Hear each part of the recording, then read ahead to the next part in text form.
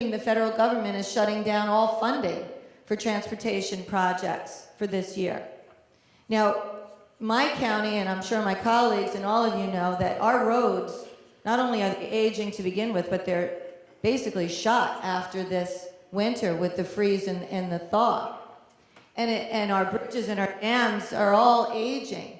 And to think that the federal government doesn't think that it's important to allocate money, not only to the bridge, but to all of our infrastructure projects in the state of New York, is really troubling. And I would call on each and every one of you today to ask your state representatives to go to Albany, to get to Washington and say, how can you cut federal infrastructure transportation funding?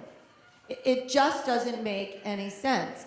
And I would also like to say that the Tappan Zee Bridge is not only critical for Westchester and Rockland transportation, but because everything is being valued now in a regional approach, and because we live in the shadow of Manhattan, which we've already had situations that required people to leave Manhattan as quickly as they can to get home to any of the boroughs or to upstate, to our counties, that Tappan Zee Bridge and the mass transit component was very critical, because in an event in Manhattan, 9 million people are dropping down out of those buildings and they're trying to get home. And that bridge needs to be one of the strongest ways and avenues to get our families out of Manhattan. So that's just my 2 cents.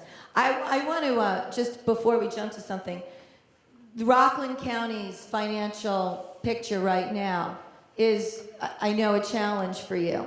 And as the county executive for Putnam County, who I am very proud to say, we still maintain our AA2 Moody credit rating, and we have a very healthy fund balance, and we're actually starting to pay down our pension bills because of efficiencies that we've been able to implement in my administration, such as consolidation of functions and facilities, and we've implemented some programs in our Consumer Affairs Department, as well as our tax foreclosure and finance and selling off real estate properties. And these are just some of the ideas that keep us ahead and keep generating revenue. And although government is not supposed to function like a business, it can if it collaborates correctly with the business community in engaging in ideas. And one of the things I've noted about your last 3 months, 90 days, if you will, and as well as County Executive Estorino, what we have done in our administration is brought in a lot of individuals from the private sector.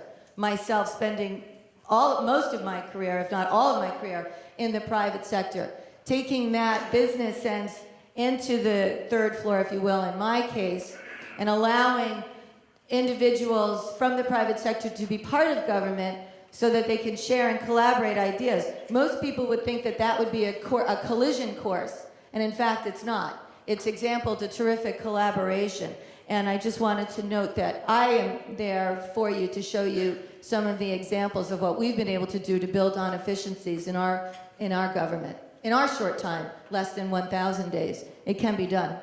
And I want to thank you, and most people are probably not aware of the fact that we are already in the process of setting up a council for Hudson Valley executives, because we want to speak with a unified voice. And you can see already that we draw off each other as far as things that we've experienced, things that we're going to be doing, things that we need to do. To your point, we actually had a transition team put together 1 week after Election Day.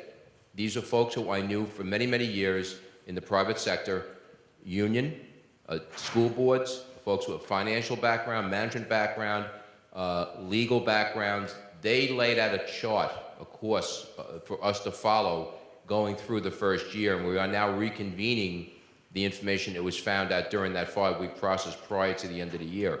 And again, government cannot run like a business, but it doesn't excuse government from taking the best precepts of business and applying it. There's nothing wrong with that. I mentioned earlier overtime controls.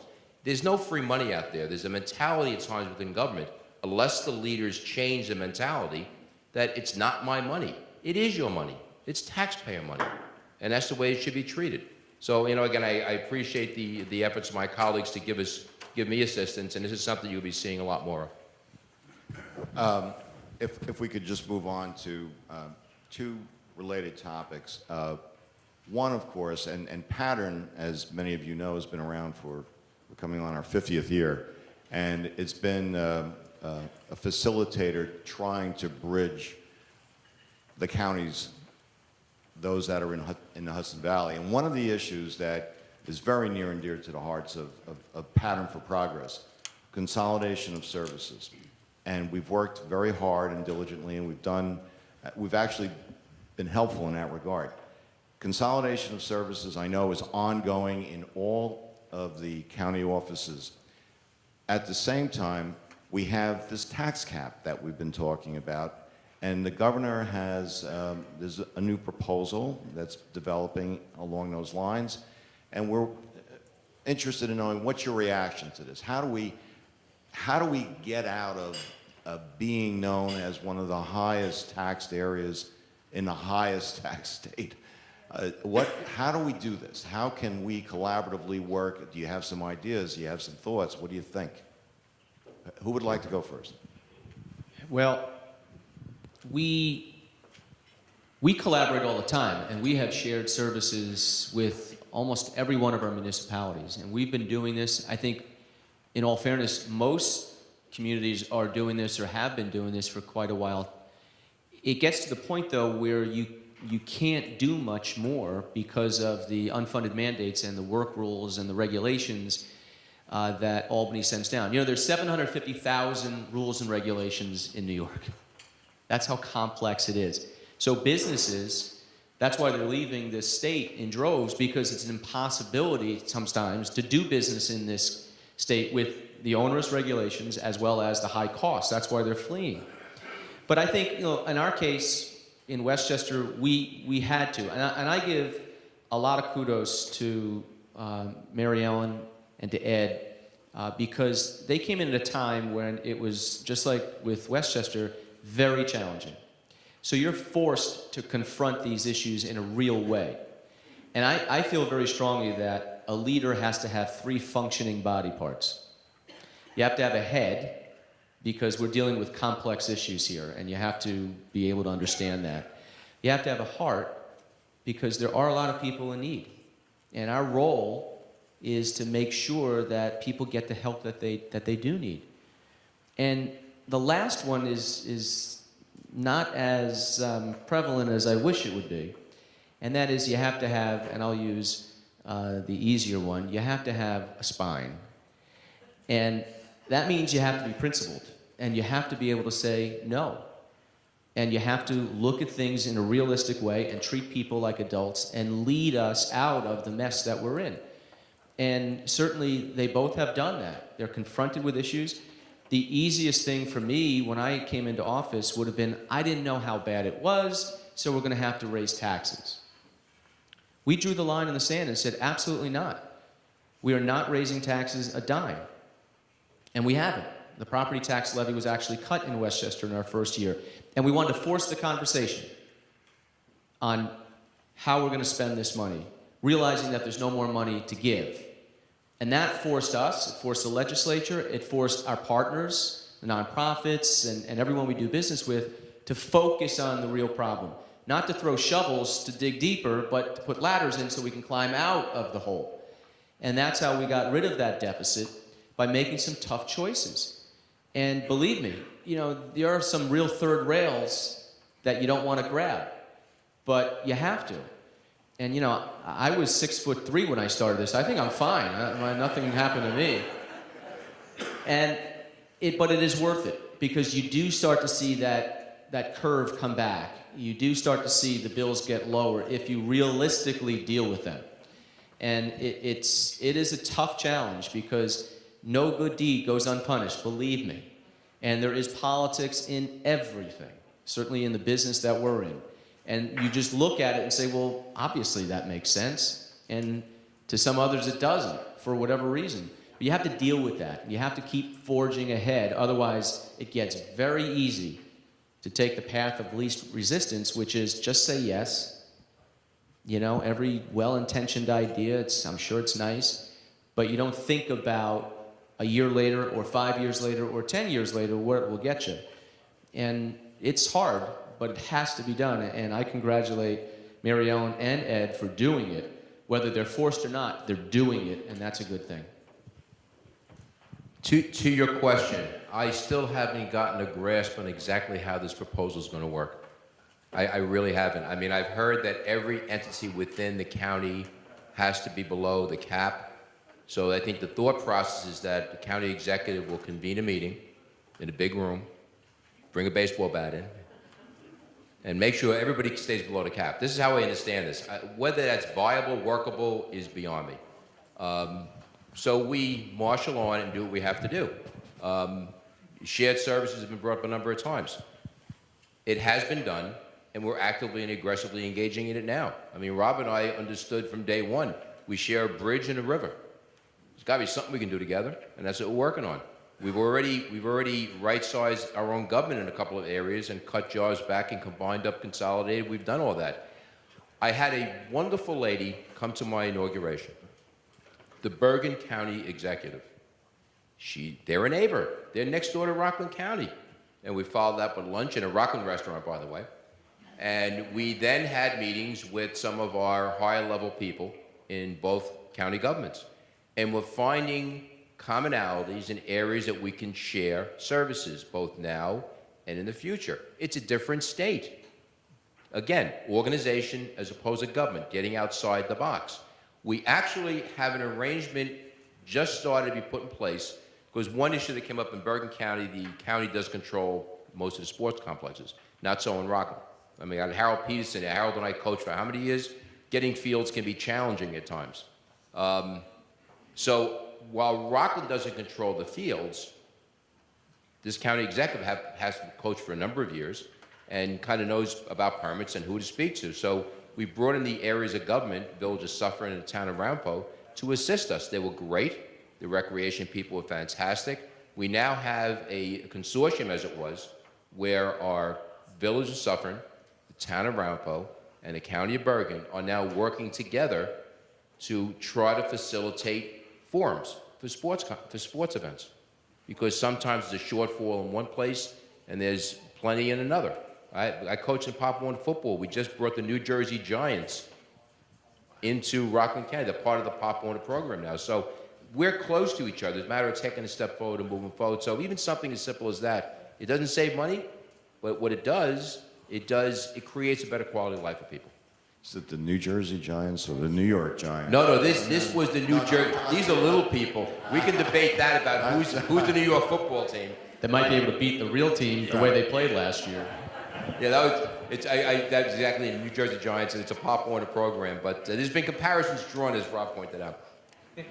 You know, I had the privilege of serving as a county legislator from 2006 through 2010.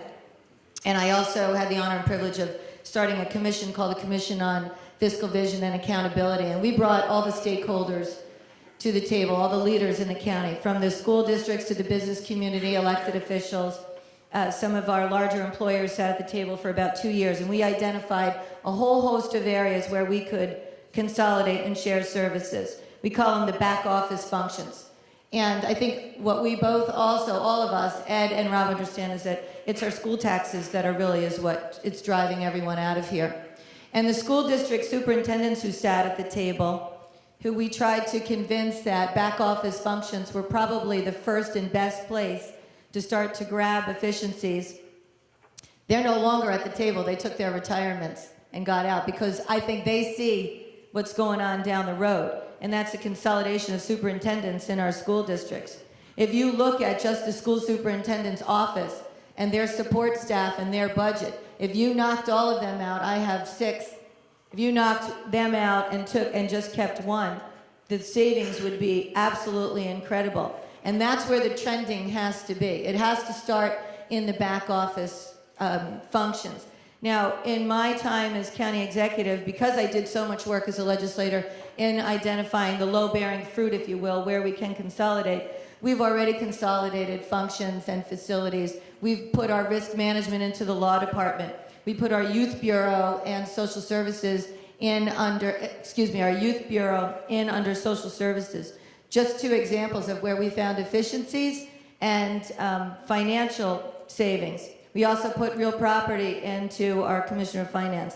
Now, all of those didn't have a tremendous impact individually, but collectively, they had a tremendous impact. The county office building, which is really the hub of activity in county government, was 70% vacant, 70% occupied, 30% vacancy. We are now at 100% occupancies. Again, it doesn't sound like that really achieved a lot, but collectively, it has done that. And I'll tell you one other area where the trending and the shifting is changing of the mindset is in contract negotiations. I was fortunate that we just came to an agreement with one of our collective bargaining units, the Civil Service, CSEA. Now, their previous contract of 5 years, they garnered a 16.5% increase. We spent 2 years explaining to them that that was no longer an option, unless the other option would be layoffs. And we finally have come to an agreement where over the next 5 years, they'll see a 3.5% increase in their salaries. And that tells me that working together and explaining and sharing all of our ideas and all of our challenges, even the unions are understanding that it's better to find and work together in savings than it is to have no job and to sustain layoffs. And that will save our taxpayers, that contract, quite a bit of money over the next 5 years. And in addition to that, we've renegotiated 3 of our major contracts in healthcare and jail and transportation. And if you can do that in those 3 areas, if you can renegotiate contracts and come in with a better dollar, then your communication skills across the board are really resonating, and people are really understanding now, as you said, entitlements. The trending is not about entitlements anymore. It's about keeping yourself employed. It's about keeping services at the highest quality that you can deliver, and it's about collaboration. This is an issue near and dear to Pattern's heart. I think we're going to be looking at shared services and consolidation in the infrastructure context, which I wanted to just thank Mary Ellen for raising that important point and mention to you again that we're going to focus on that on May 19th. We want you all to come. But since it is such an issue of importance to Pattern, I thought we'd reach out to the audience and see, you know, we have hundreds of government entities in the Hudson Valley, villages, towns, counties, school districts, special districts. Is there a question from the audience on anything that the county executives have said with respect to shared services and consolidation or the new proposal at the state level with regard to that? Any thoughts there? Can I add one thing? If there's no question, can I add one thing Please. about that? First of all, to Mary Ellen's point about the unions, when I came in, we had 8 contracts that were open, that expired. And our unionized employees, which is most of the county, had never paid a dime for their health insurance, not one. And that's where I drew the line in the sand and said, I am never signing a contract until you start paying for health care just like everyone else. And that concept to them, I mean, you should have seen their reaction, like, huh? We're not paying for health care, we're government workers. And I said, you are gonna pay for health care because I'm never signing a contract. And so we entered into negotiations. They tested me for 2 years. And quite frankly, we were able to pick up some Republicans in the legislature, which brought a little more balance. And now they came to the contract negotiations with their eyes wide open, realizing that I was serious about this. And in the meantime, we had downsized county government because that was our only tool. And so we're down 14% in our workforce. Our own staff is down 19% in the county executive's office. We did cut spending. And the options weren't great. Lay off workers. And when I told the union leaders, some of the union leaders, not all, this is our only option. We need your help, so start paying for health care in a fair way. I'm only asking for fairness here. I'm not asking for you to do what no one else is doing. And we started the way.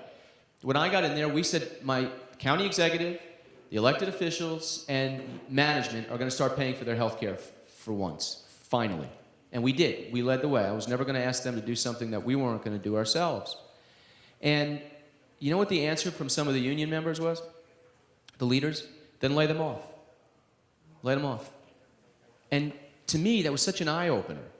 Because the system, the way it is today, means that 5 years later, we still don't have a contract with our CSEA unit.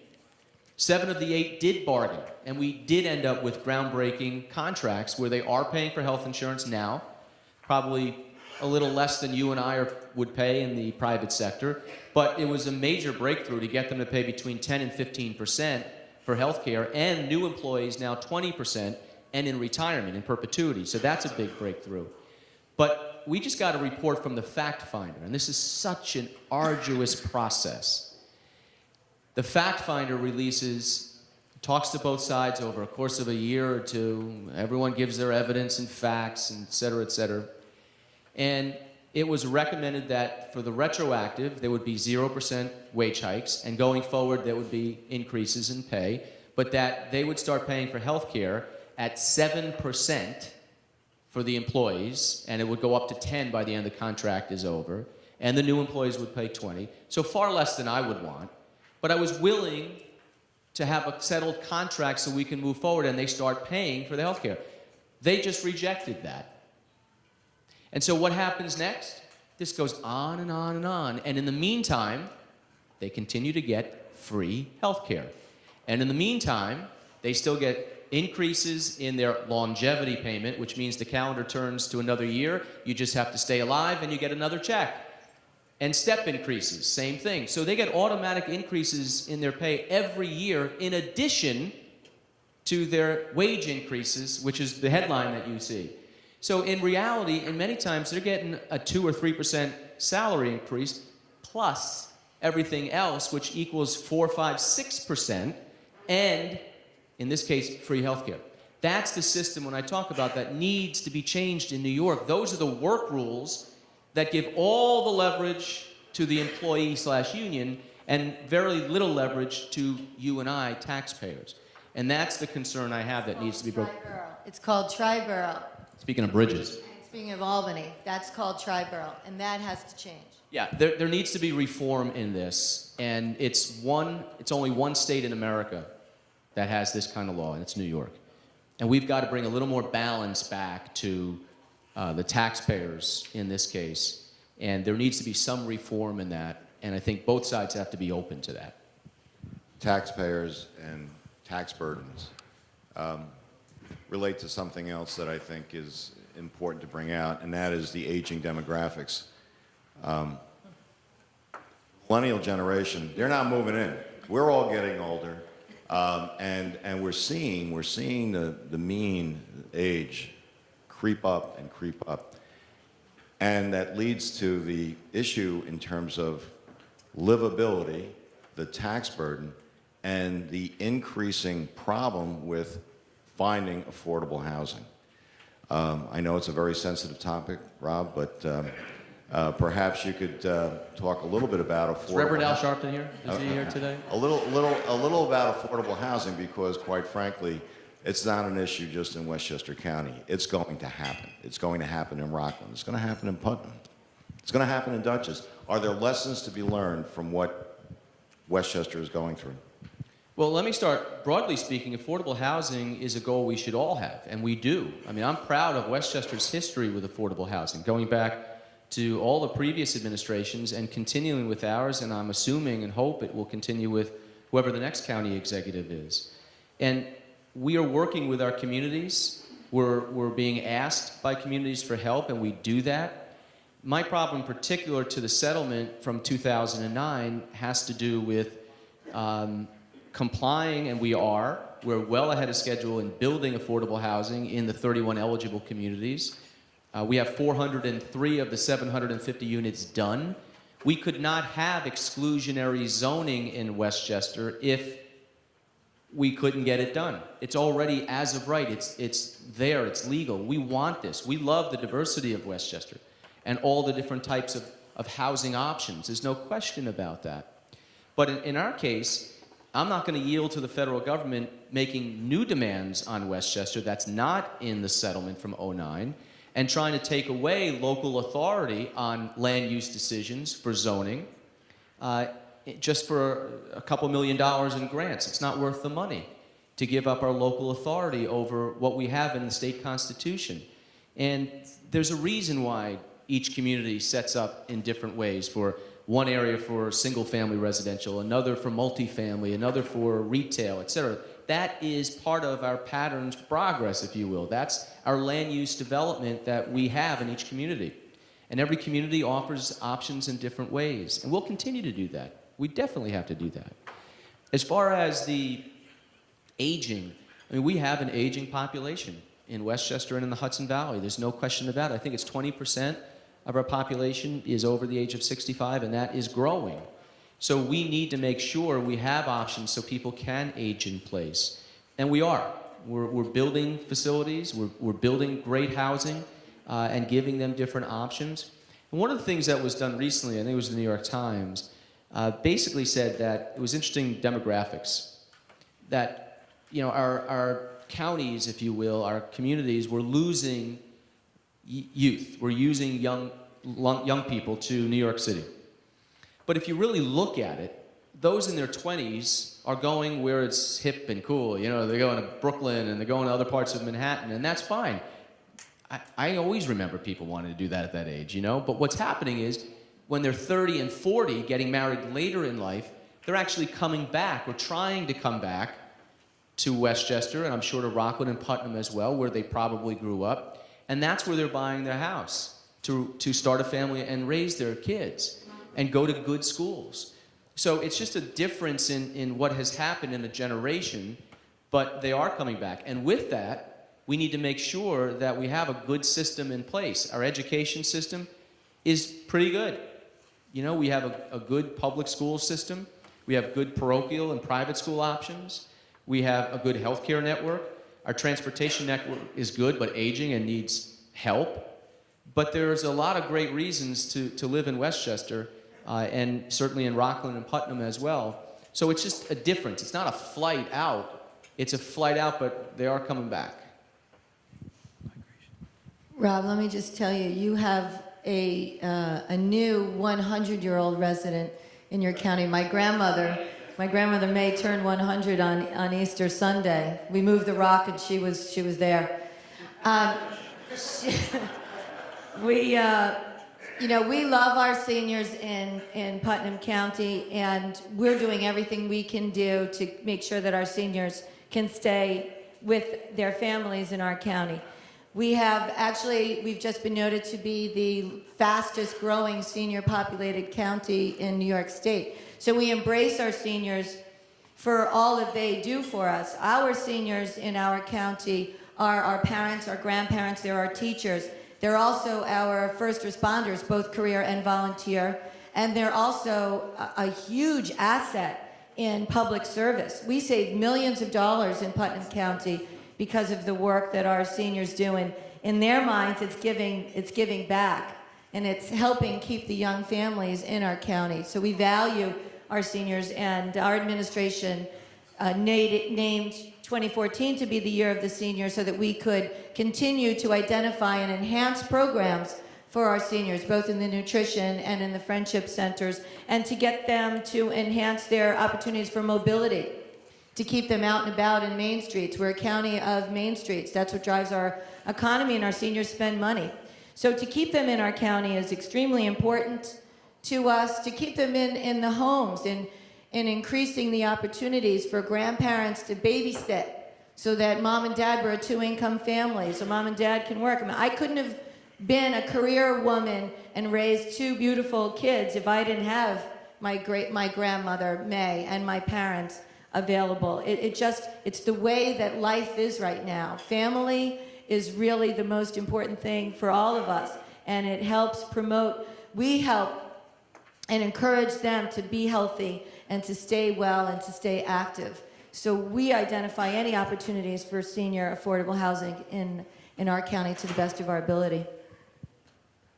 I find myself very fortunate in Rockland because pretty much all the municipalities that control our planning process are looking regularly at affordable housing in a variety of ways. We have to address the issue of our young people.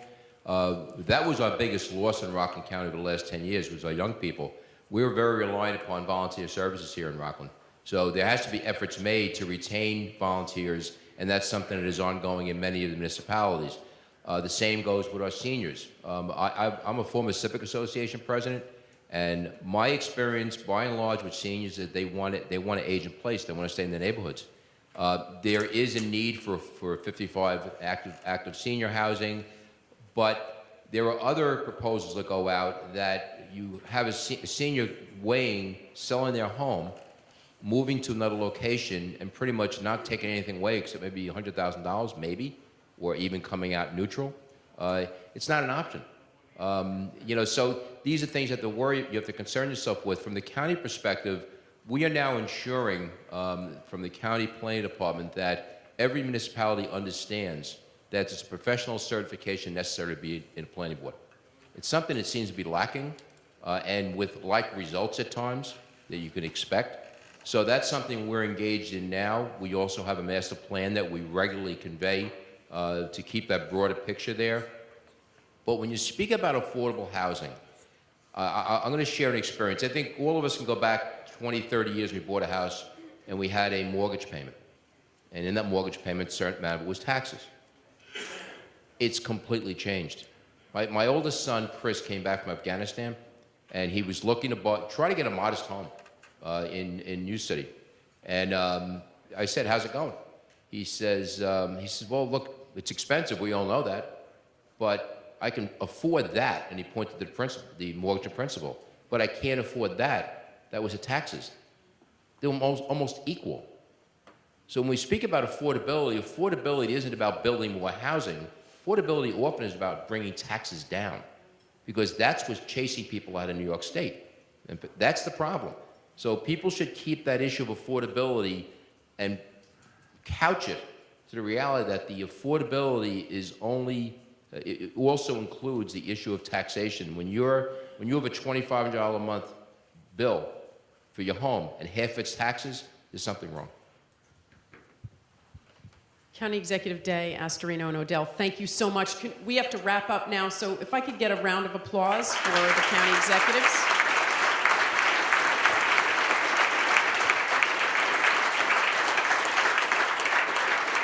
Sorry I'm not giving you closing comments. We are out of time. We promised people they could be out of here by 9:30, and I know people have other places they have to get to. Thank you to the audience for coming. We so appreciate you supporting Pattern. Look for our future events, and thank you, Rick, for helping me moderate. Have a good day.